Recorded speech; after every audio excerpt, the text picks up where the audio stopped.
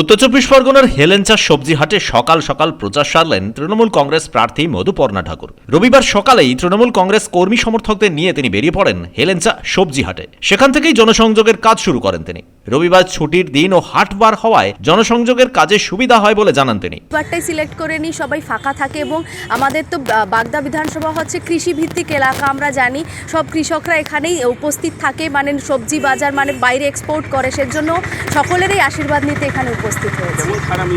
সারা তো আমি আগে থেকেই বলেছি, উপনির্বাচন থেকে শুরু করে এই পর্যন্ত সারা ডে ওয়ান থেকে খুবই ভালো।